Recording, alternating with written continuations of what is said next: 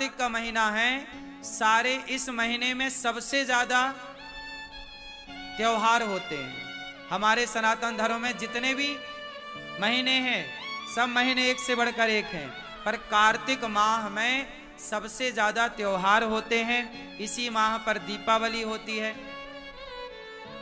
इसी माह पर देवउठनी एकादशी होती है, इसी माह में धनतेरस होती है, इसी माह में गोपाष्टमी होती है, इसी माह में अन्नकूट होता है, इसी माह में भाई दूज होती है।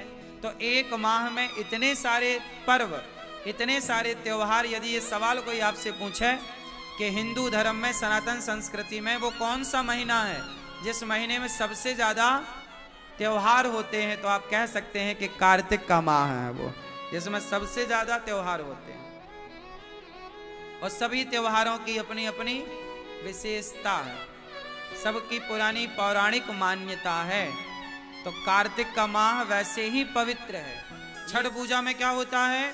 भगवान सूर्य की उपासना होती है, भगवान सूर्य की पूजा होती है। बिहार में और यूपी में ये पर्व बहुत धूमधाम से मनाया जाता है। भारत के कुछ हिस्सों में बहुत अच्छे से ये मनाया जाता है। ये पूजा है भगवान सूर्य की। संतान सुखी रहे, संतान हो, इसके लिए छठ पर्व मनाया जाता है। परिवार बढ़े, संतान सुखी रहे, बच्चों पर कभी कोई संकट ना आए, बच्चों की दीर्घ आयु के लिए, बच्चों की सब प्रकार से सुरक्षा के लिए छठी मैया का उपवास और पूजा होती है। भगवान सूर्य की आराधना होती है कि बच्चे बुद्धिमान हो। इसके बाद आएगा अष्टमी। तो अष्टमी क्या होगी? ये इसी को कहते हैं गोपाष्टमी। कौन सी अष्टमी है ये? छठी के बाद क्या आएगी? गोपाष्टमी। और गोपाष्टमी का मतलब है आज के दिन, मतलब गोपाष्टमी के दिन भगवान क्या किए थे? गैया चराना शुरू किए थे। इसलिए गोपाष्टमी में, इस कार्तिक में भगवान ने गाय चराना स्टार्ट किया। इसलिए गोपाष्टमी और इस कार्तिक के माह में गौदान की भी बड़ी महिमा है। गोपाष्टमी में गाय को चारा, गाय की सेवा, गाय को पूजा, भगवान सब प्रकार से गाय की सेवा करते हैं, आप भी करिए। और गोपाष्टमी के बाद क्या आएगा? नवमी। कौन सी नवमी? बोलो। हाँ हाँ हाँ हाँ, अक्षय नवमी बोलते हैं, आंवला नवमी भी कहते हैं। कौन सी नवमी? इस आंवला नवमी के दिन कहते हैं कि आंवले के पेड़ पर ही भगवान श्रीमन्नारायण का वास होता है आंवला नवमी के दिन।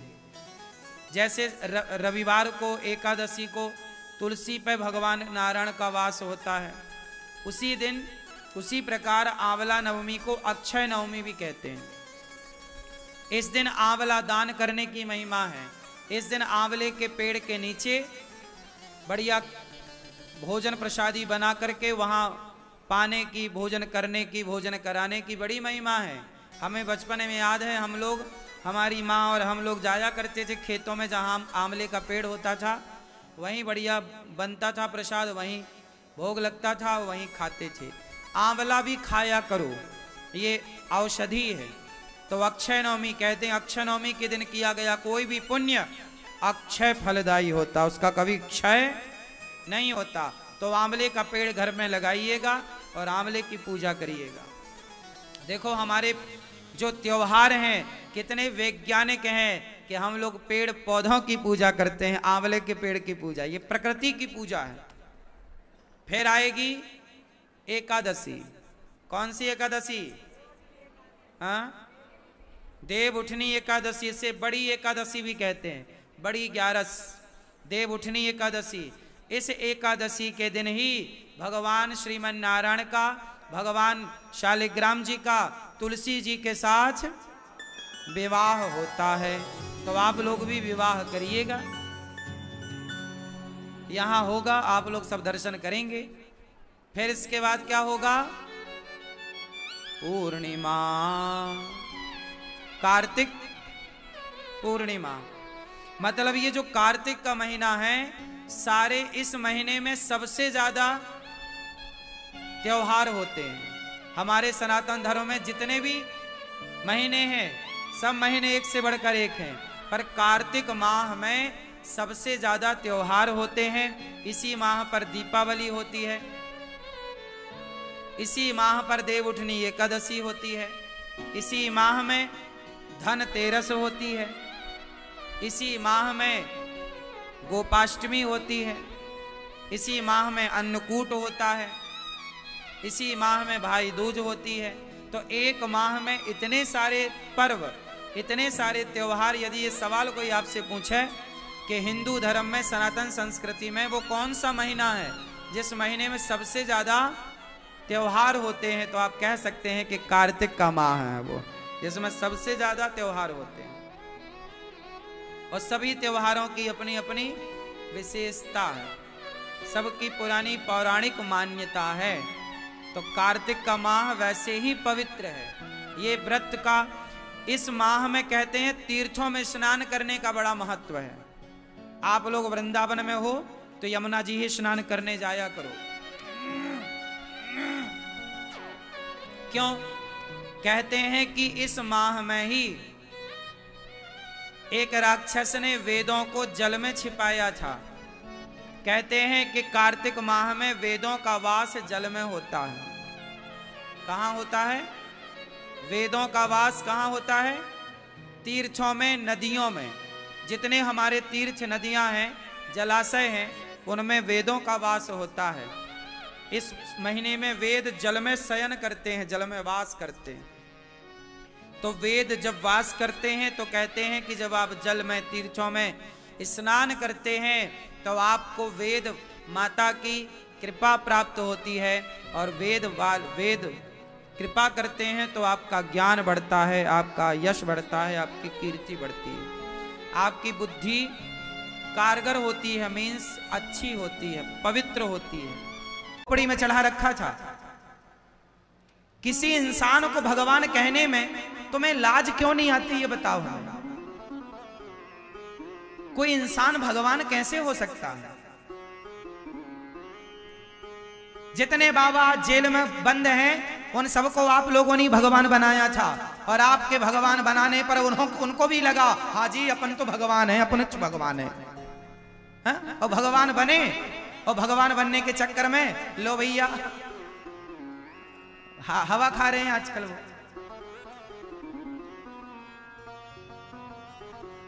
इसलिए मैं साधु संतों से निवेदन करूंगा, ये दुनिया तुम्हें भगवान बना है तो इनके बनाने से न बन जाना भगवान।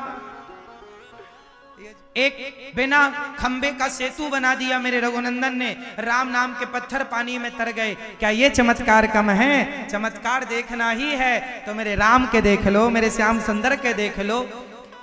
और चमत्कार तो तुलसीदास जी ने भी बड़े दिखाए। चमत्कार क्या कहोगे? तुलसीदास चित्रकूट के घाट में भई संतन की भीड़, तुलसीदास चंदन घिसे तिलक लेत रघुवीर। तुलसीदास जी का घिसा हुआ चंदन धारण करने के लिए स्वयं भगवान को बैकुंठ से आना पड़ा।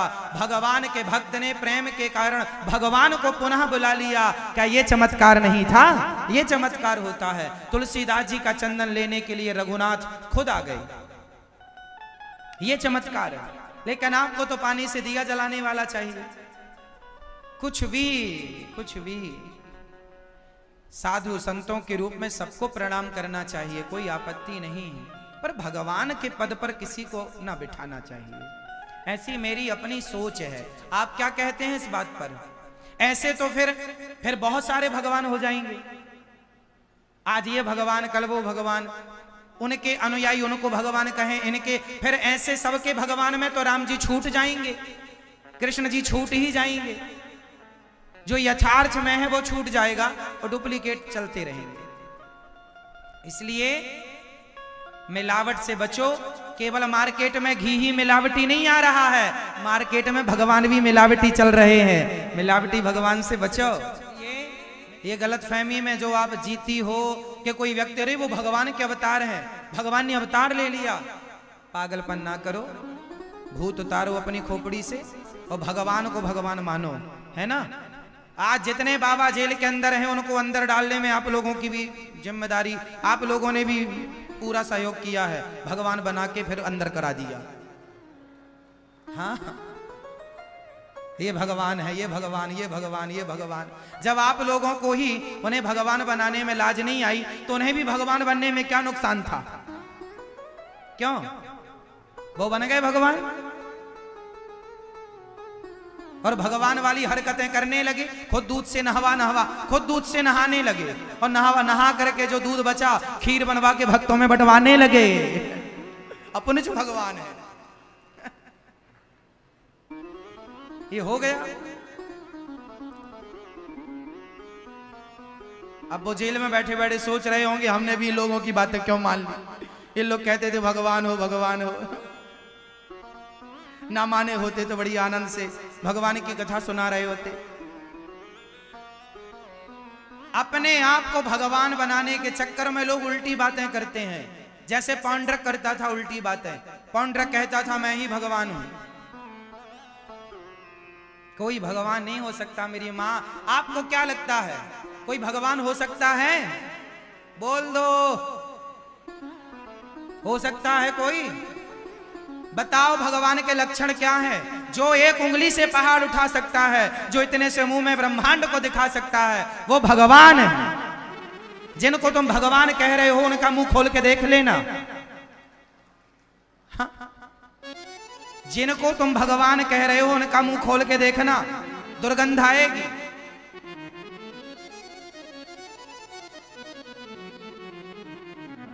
बड़ा भगवान भगवान तुम बताती रहती हो मैया, हमारे गुरुजी भगवान है।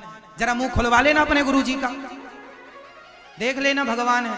5 किलो का पत्थर ही दे देना, उठा लें तुम्हारे गुरुजी एक उंगली से। बड़ा भगवान भगवान भगवान। अरे इंसान बनो, भक्त बनो, भगवान के दास बनो। भक्त मीराबाई क्या चीज? मीराबाई कौन चीज? भक्त या भगवान? इतनी बड़ी भक्त मीरा, उसने तो अपने आप को नहीं कहा कि हम ही भगवान है।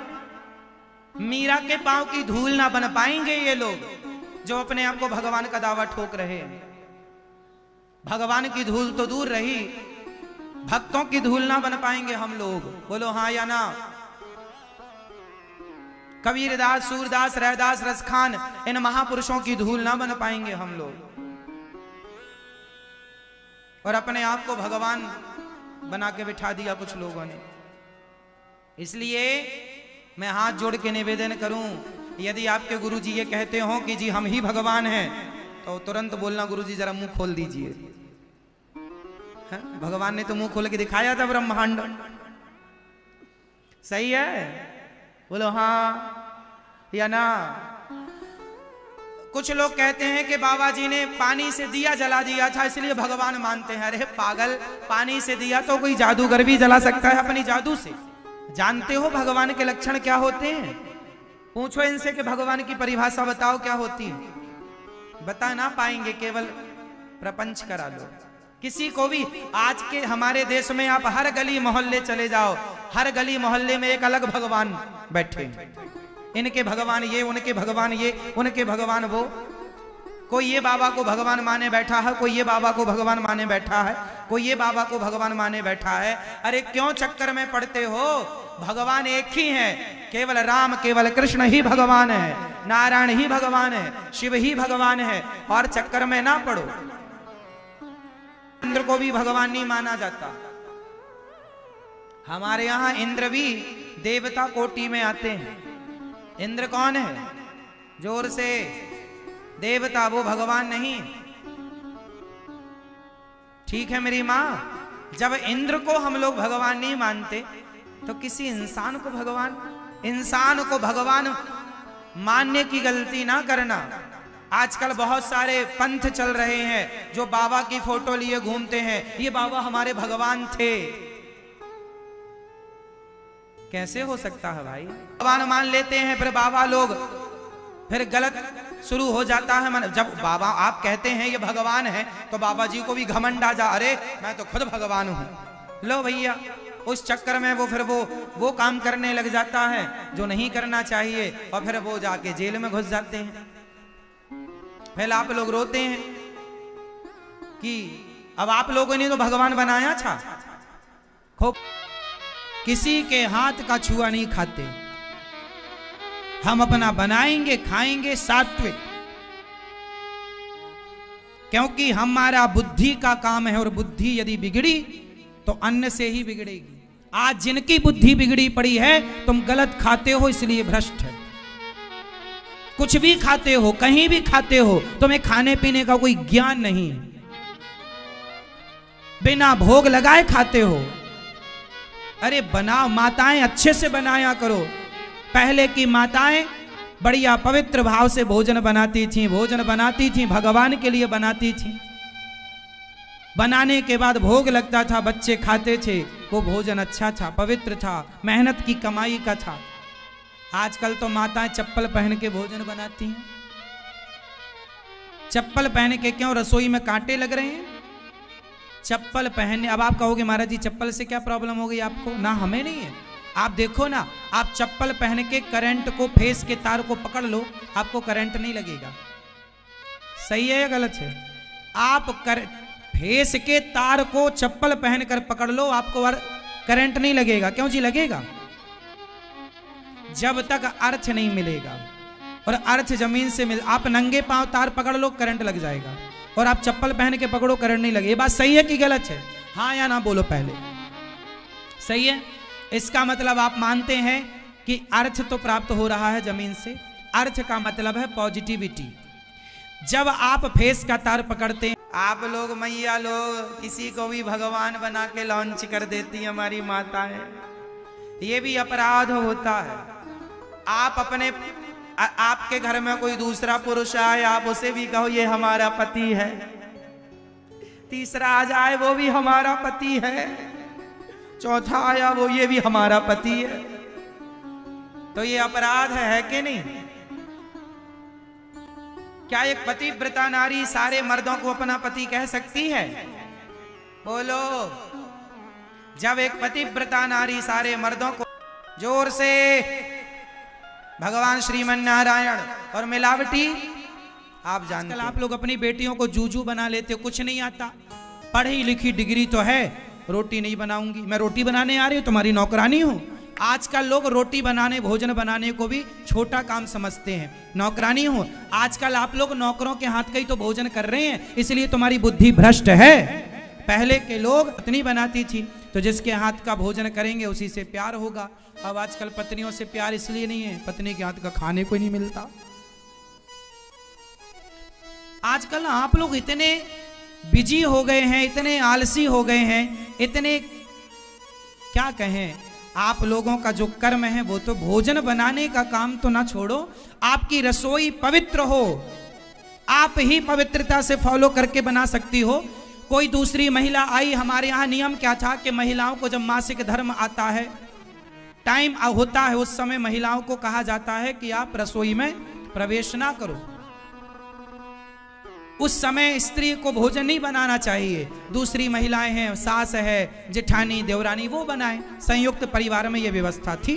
अब आप कहेंगे आज तो संयुक्त परिवार नहीं, चलो संयुक्त नहीं है तो 4 दिन के लिए कोई बात नहीं, आप फल खा लो, या ठीक है आप घर में अब कोई व्यवस्था नहीं है तो बनाना ही पड़ता है, और आप महिलाएं बनाती ही हैं, तो चलो आप तो ठीक हो, पर जिससे आप भोजन बना रहे हो वो भी टाइम पर है और आप भोजन कर रहे हैं, उसी समय का भोजन आप भगवान को भोग लगा रहे हैं। जैसा खाए अन्न वैसा रहे मन, भोजन पानी तो शुद्ध रखो। आज की बुद्धि क्यों बिगड़ गई? जैसी राखे शुद्धि वैसी बने बुद्धि, जैसा खाए अन्न वैसा रहे मन। तो आप लोग जाती है, देख लेती है तुमने क्या बनाया, छू लेती है सब, भले वो 17 जगह से घूम के आई हो, पर आपकी रोटी छू लेगी वो।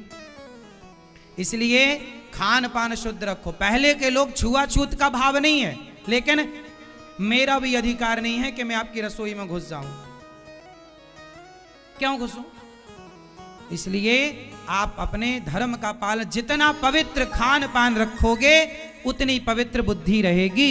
जितना खान पान बिगड़ेगा, क्योंकि अन्न से ही मन का निर्माण होता है, जैसा अन्न जाएगा वैसे ही तो विचार आएंगे, वैसे ही तो बुद्धि आएगी। भीष्म पितामह जब बाणों की साड़ी खींच रही थी तब आपने क्यों नहीं रोका? पितामह ने कहा मैंने दुष्ट दुर्योधन का अन्न खाया था, इसलिए मेरी बुद्धि भी दुर्योधन जैसी हो गई थी। तो पितामह पर खाने का प्रभाव पड़ सकता है, दुष्ट आदमी के अन्न का तो आप पर भी प्रभाव पड़ सकता है, पड़ता है। 5 घंटे आपको प्राप्त हो रही है, एक एनर्जी मिल रही है, मान रहे हो ना? तो जब भोजन आप बनाते हो तो वो पावर, वो पॉजिटिविटी जमीन की आपके शरीर के द्वारा भोजन में प्रवेश करती है। जब माता बनाती है, आप चप्पल पहन लेते हो तो वो पॉजिटिविटी कट हो जाती है। इसलिए साइंस के आधार पर मैं बात कर रहा हूं, चप्पल पहनकर भोजन नहीं बनाना। हाँ, कुछ बिछा लो, कुछ बिछा लो नीचे, तुम्हें ठंडा है लग रहा, बिछाओ, चप्पल नहीं। भोजन भगवान के लिए बनना चाहिए। दाल चावल सब्जी रोटी खीर पूड़ी बने, पहले भोग लगे, फिर भगवान का प्रसाद बच्चे पाए। अब आजकल आप लोगों को भोग भोग लगता नहीं, रसोई में बैठ के, रसोई में ही खड़े होके आप लोग वहीं बच्चे बच्चे सब खा जूठा कर लेते हैं। भक्षा भक्ष है, इसलिए बुद्धि भ्रष्ट। आप लोगों के आना शुद्धि है, जैसी राख है शुद्धि वैसी बने। जोर से, बुद्धि शुद्धि। क्या आप लघु शंका जाते हो तो क्या करते हो शुद्धि के लिए? आपसे सवाल, आप क्या करते हैं?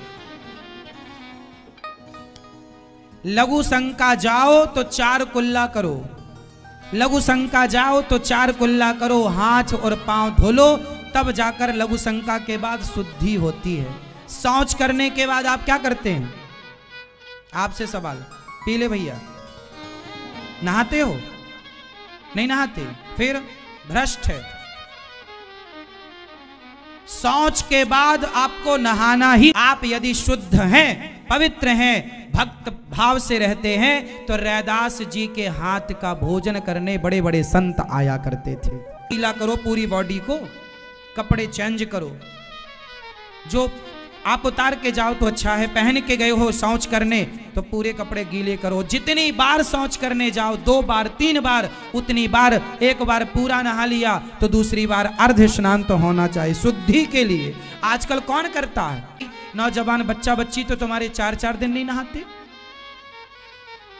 अब इनके हाथ का कोई पानी भी पी लेगा ना तो भ्रष्ट हो जाएगी बुद्धि पीने वाले की। इसलिए सबके हाथ का, जो भ्रष्ट हैं, जिनको ना नहाने का, ना खाने का, ना उठने का, ना बैठने का ज्ञान है, इनके हाथ का पानी पियो, भोजन करो तो बुद्धि भ्रष्ट हो ही जाएगी। ब्राह्मण ही क्यों ना हो, यदि ब्राह्मण भी मांसाहारी है, शराबी है और नियम से नहीं चलने वाला है, तो ब्राह्मण भी क्यों ना हो, उसके ब्राह्मण के हाथ का भी पानी पीने का धर्म नहीं है। यदि ब्राह्मण भी 8-10 बजे तक तो करोड़ों है, पर बुद्धि भ्रष्ट है। भ्रष्ट इसलिए है कि खान पान भ्रष्ट है, क्योंकि पवित्रता नहीं है। आप बच्चों को समझाओ पवित्र रहना कैसे सीखें। तो पति ही ब्रह्मा, पति ही विष्णु, पति नरवदाधार। जिस नारी ने पति को पाया, उसकी नैया पार। सुना पति बिना संसार। आज से नियम बनाओगे, शौच करने के बाद क्या करेंगे सब लोग? जोर से अपने बच्चों को सिखाओ। तुम्हारे बच्चे कब सीखेंगे? और ये 4-4 दिन नहाते नहीं है। यही लोग फिर भ्रष्ट होते हैं, बलात्कारी बनते हैं, क्योंकि बुद्धि भ्रष्ट है। तो कुछ भी भ्रष्ट बुद्धि का मतलब है सारे गलत काम करना, शराब पीना, सिगरेट पीना, जुआ खेलना, चरित्रहीनता करना, किसी बहन बेटी को पकड़कर छेड़ना, उसके साथ बलात्कार करना। ये सब वही कर सकता है जिसकी बुद्धि भ्रष्ट हो। और भ्रष्ट कैसे होती है? कि जब शुद्धि नहीं होगी तो भ्रष्ट होगी। खान पान अच्छा नहीं होगा तो भ्रष्ट। इसलिए तो आज से कितने लोग नहाएंगे शौच करने के बाद? लघु शंका के बाद क्या करना है? जोर से सब बताओ, लघु शंका के बाद क्या करोगे आप? होती है और रावण के पुतले जलते हैं। तो आप अपने बच्चों को क्या बनाएंगे? पैसे वाला या चरित्र वाला? 4 कुल्ला और हाथ पांव धुलना, और शौच के बाद पूरा कर लियो हो तो अर्ध स्नान करना। मजाक में मत ले जाना, वरना बुद्धि भ्रष्ट तो है और हो जाएगी। तुम्हारे मन में महाराज जी, लोग क्या कहें महाराज जी, हमारे मन में गलत गलत ख्याल आते हैं। क्यों आते हैं? क्योंकि तुम्हारी बुद्धि भ्रष्ट है। सात्विक बुद्धि होगी तो मन में गलत ख्याल आएगा नहीं। किसी बहन बेटी को देखकर यदि मन में गलत विचार आ रहा है, मतलब बुद्धि भ्रष्ट है, सुधार लो। क्यों आ रहा है वाला हो जाए पर चरित्र वाला ना हो तो क्या कर लोगे ऐसे बेटे का? समाज में जहां जाओगे ना, लोग तुम्हें बात करेंगे तो तुम नजरें ना मिला पाओगे। इसलिए बच्चे कैसे हो? पैसे वाले नहीं, चरित्र वाले। चरित्र वाले होंगे तो पैसा आ जाएगा। पैसा कमाना बड़ी बात नहीं है, का प्रमाण है। और क्या चाहिए प्रमाण? अब तुम अपने आप को देख लो कि तुम कितने बड़े सात्विक और कितने बड़े भ्रष्ट हो।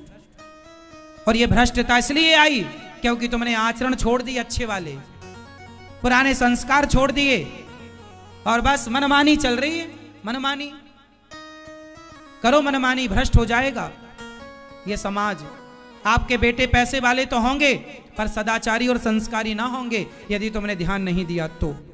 पैसा कमाना बड़ी बात नहीं, पैसा तो वैश्या भी कमा लेती है तुमसे ज्यादा, तो पैसा ही कमाना रह गया है क्या?